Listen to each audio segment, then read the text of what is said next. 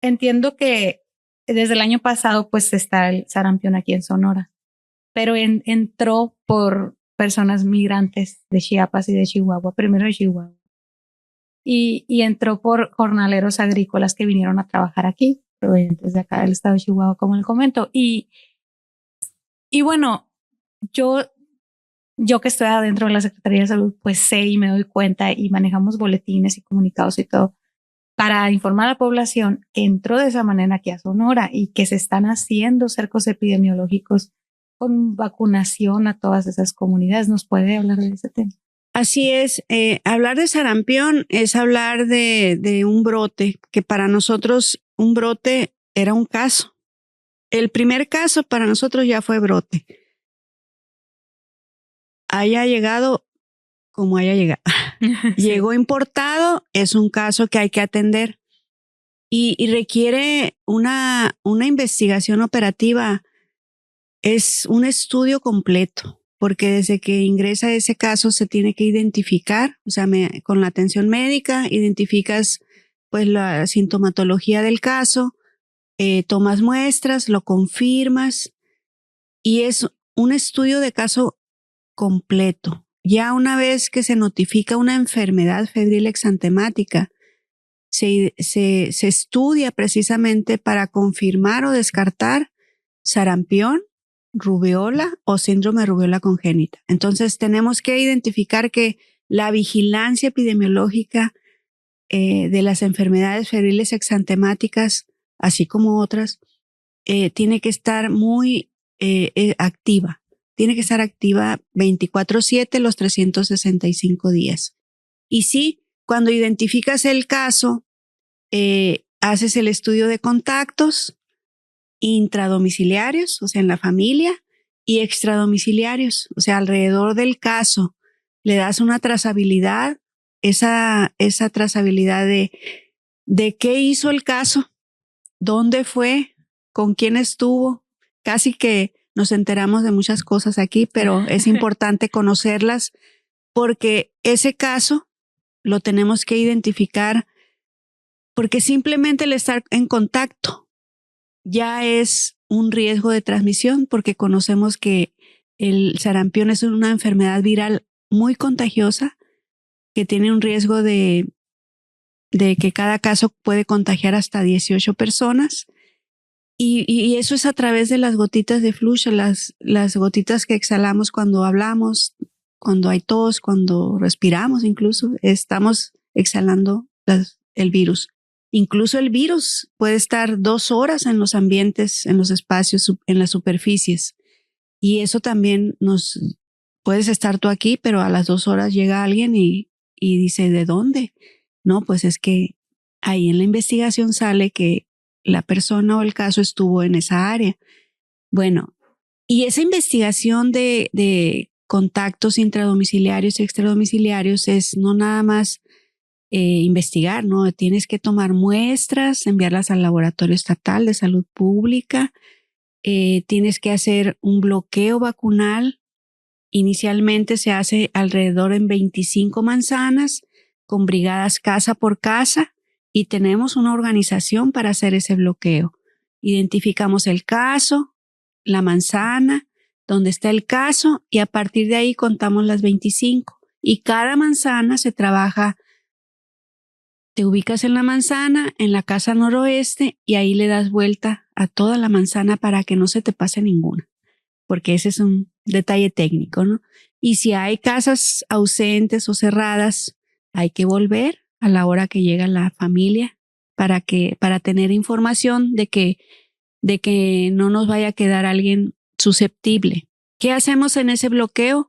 Es un bloqueo vacunal en los cuales identificamos el iniciar o completar el esquema de vacuna SRP o SR según el caso, de acuerdo al esquema cómo se aplica la vacuna.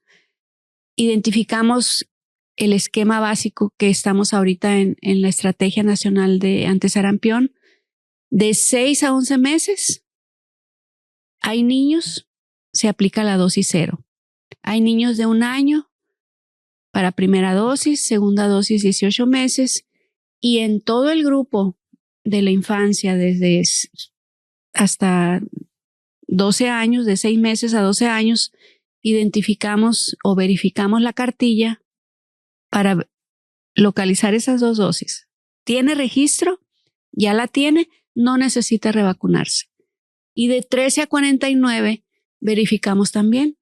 Hay un esquema documentado, ya tiene las 2 dosis, no requiere revacunarse. Si le falta una dosis, se aplica y con eso ya es suficiente.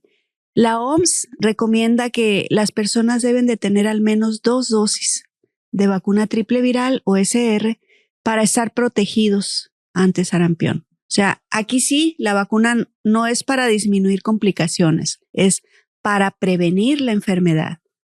Y esa es una gran ventaja de esta vacuna, de que tenemos la vacuna para prevenir la enfermedad.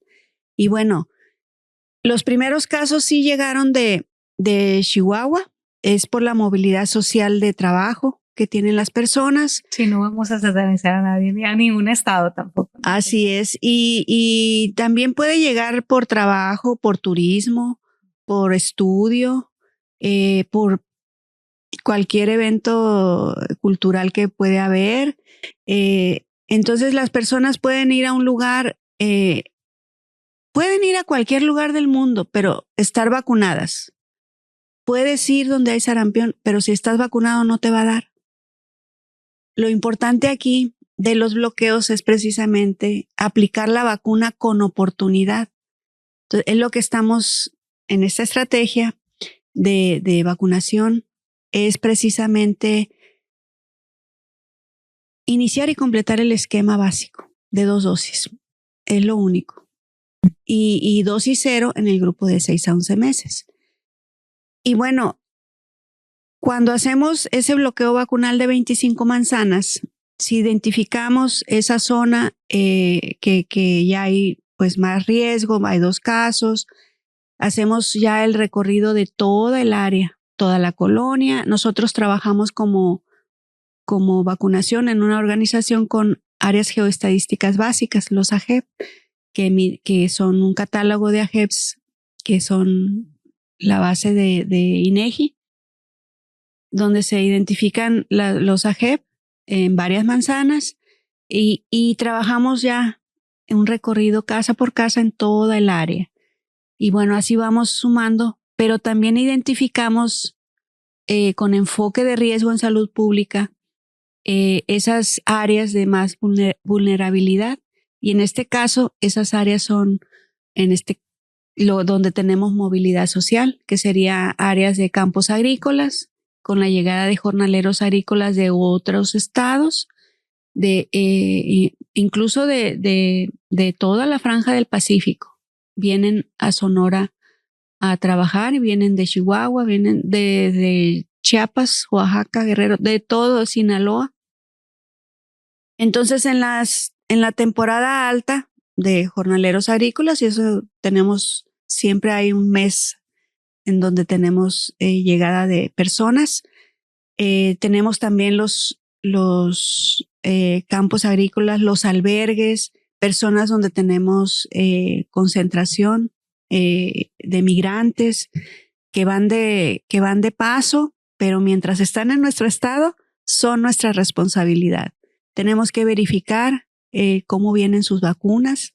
Algunos traen su cartilla, otros no tanto. La mayoría no la trae. Tenemos que identificar, no la trae, no hay evidencia de dosis aplicada, hay que aplicarla, porque no lo podemos dejar en riesgo. Porque dejar en riesgo a una persona es poner en riesgo también a su familia, a la comunidad. Y bueno, queremos evitar que se nos enfermen porque el sarampión es una enfermedad grave, que antes de la vacunación era de las principales causas de mortalidad infantil. Y bueno, a raíz de que se incorpora la vacuna, viene a ser una intervención en las cuales disminuye la morbilidad y la mortalidad. Y ¿Qué bueno, es morbilidad? digamos, la presencia de la enfermedad. Entonces, sigamos los casos nuevos que tenemos y queremos prevenir mortalidad porque el sarampión se nos puede complicar. Desde una otitis, una neumonía, que ya hablar de neumonía ya es grave, o incluso encefalitis. Entonces, también que es grave. Inflamación del cerebro. Así es. Y queremos del oído, y la inflamación del oído. Y eso se nos puede complicar a requerir hospitalización, cuidados intensivos y riesgo de vida, ¿no? Entonces, decirle a los padres de familia de esta generación, tan hippie esta generación, que es 30 años. Si tienes 30 años, eres una generación libre de sarampión. Hasta el año pasado, hasta el 95. Y el riesgo de sarampión que tenemos es en estos hijos e hijas de menores de 49 años, ¿sí? Donde tenemos que revisar sí o sí si tenemos las 2 dosis. Y como historia tenemos el último brote así importante que hubo, brote epidémico en el país, fue en el 89-90. Y no fue solamente en el país, fue en las Américas y fue a nivel mundial también. Pero hablando de México, de Sonora, ese último brote vino a ser como la pauta para que se emitieran recomendaciones en la vigilancia epidemiológica más estrecha de las enfermedades febriles exantemáticas como sarampión y rubiola. Y en el 93 inicia de manera sistemática ya la vigilancia epidemiológica y también la vacunación. Sí se llevaban acciones de vacunación desde sus inicios en los 70.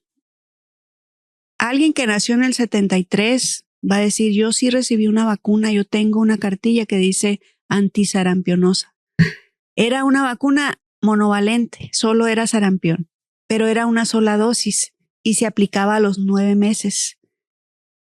Entonces, a partir del 93 empieza o inicia la intervención con la aplicación ya con un esquema desde 9 meses, se hizo una campaña hasta 14 años.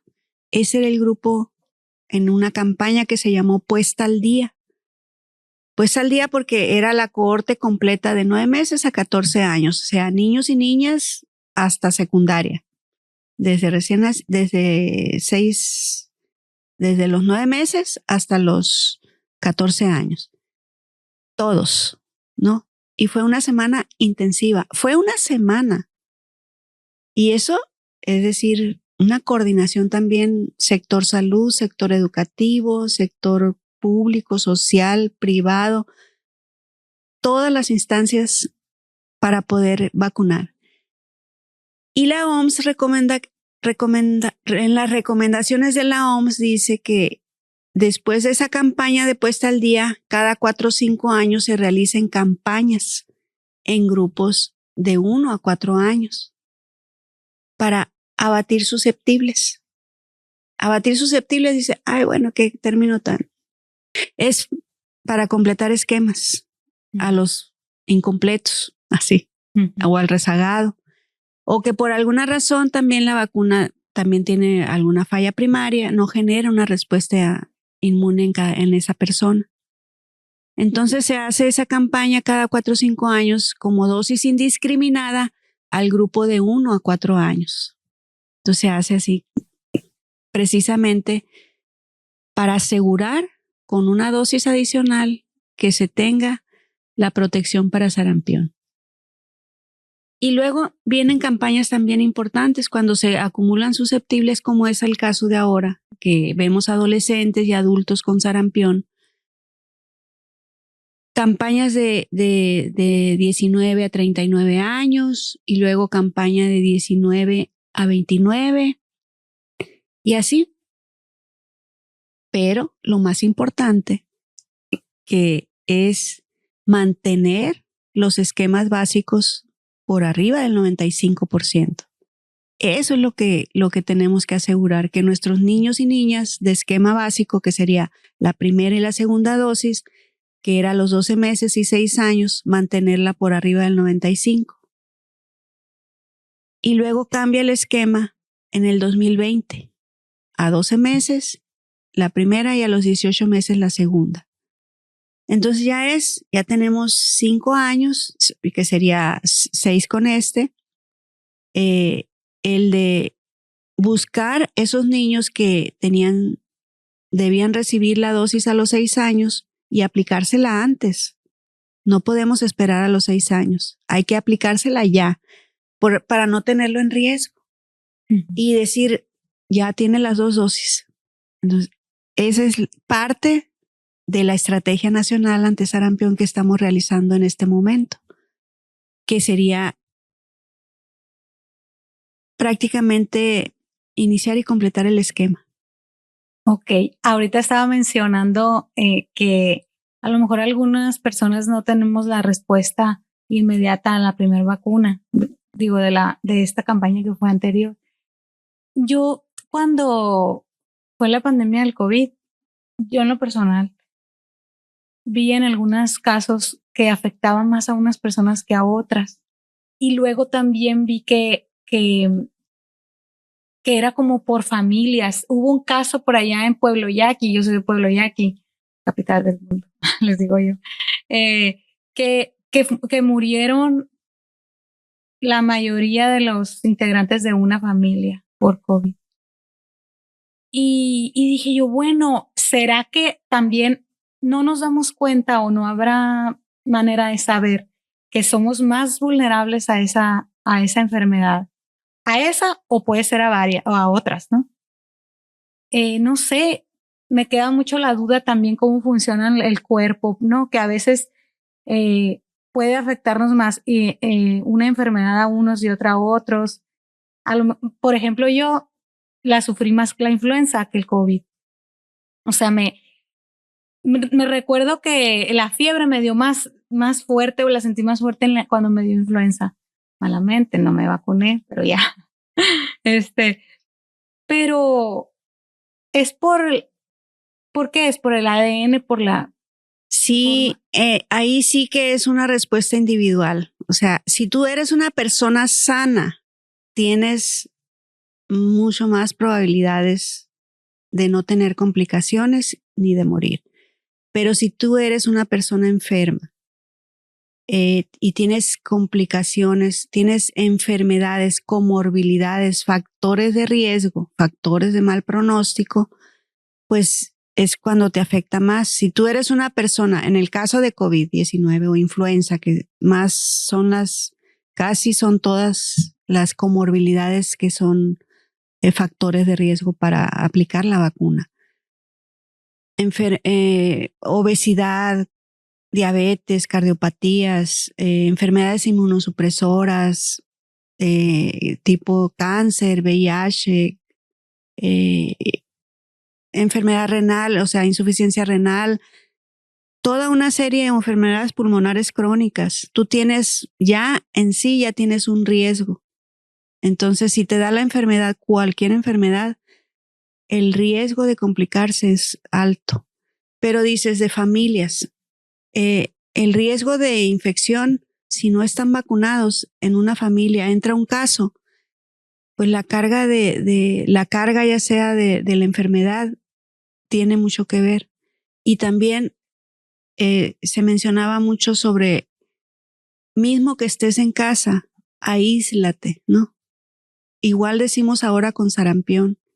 Si hay un caso de sarampión, la primera medida universal es aislamiento del caso para cuidarlo a él de posibles complicaciones y otras infecciones, pero también para cuidar el entorno de las personas que no están contagiadas, pues de evitar esa infección. Entonces es igual medidas universales de lavado de manos, de desinfección de área. Es una serie, es muy interesante, es para otro tema Sí, más interesante, sí. El hablar, mesa, ¿verdad? Una mesa de el hablar sobre salud y enfermedad, es muy bonito también pues de cada una de las enfermedades, ¿no? Porque cada una tiene su historia natural de la enfermedad. Y bueno, todas tienen en común pues que tenemos prevención, que tenemos promoción, pero ya tenemos vacunas para protección específica para cada una de las enfermedades, pues, que tenemos vacuna. Y bueno, el hecho de que estemos hablando pues aquí es el derecho a la salud está por la Constitución y es una corresponsabilidad de todos. Hablar de vacunación es una corresponsabilidad de todos y tener en cuenta que los padres de familia somos responsables de la salud de nuestros niños y niñas, los tutores, porque tenemos papá, mamá o papá y mamá, o tenemos abuelita, abuelito, tío, tía que cuida a nuestros niños, todos somos corresponsables. Entonces es un llamado también a todas las personas que la información oficial es información científica, o sea, tiene evidencia científica para poder comunicar. O sea, todas las personas, incluso ya se está regulando eso también, que las personas que hablen en redes sociales estén calificadas para hablar sobre salud. Sí, por ejemplo, se da mucho con vacunas, que mucha gente opina, o sobre obesidad, que también mucha gente opina, sobre alimentación, y realmente tiene que haber un experto, un especialista en el área atrás de ese tema para asegurar que sea información científica. Claro. Sí, que no sea pues una nota o un mito que se esté divulgando. Cualquier cosa que afecte a la salud tiene que estar regulada. Incluso COFEPRIS tiene un área de precisamente validar esa información que se publica, que sea información oficial, así como tiene la Autoridad Regulatoria Nacional, que es COFEPRIS, emite un documento para que todas las vacunas que se van a aplicar en el país hayan pasado por COFEPRIS. O sea, nosotros no podemos vacunar, no podemos aplicar una vacuna o un lote de una vacuna si no está liberado por COFEPRIS. O sea, que sería nuestro control de calidad para que toda vacuna que ingresa, porque las vacunas entran por laboratorios productores de otros países, son importadas, y que los que se producen en México también tienen que pasar ese proceso regulatorio, que en el caso de influenza hay una planta en el Estado de México, también pasa por ese proceso, y que la población esté segura, que confiada, pues que la vacuna que recibe es segura, es de calidad y cumple las recomendaciones y especificaciones para lo que es, ¿sí? Para en este caso, pues sarampión, que es la vacuna efectiva para prevenir sarampión con un esquema de 2 dosis. Y con la primera dosis mencionabas que puede ser que no sea el 100% de eficacia, no, es el 93%, pero ya con la segunda dosis te aumenta a más del 97%. Y eso, pues dos dosis son prevención del sarampión. Uh-huh.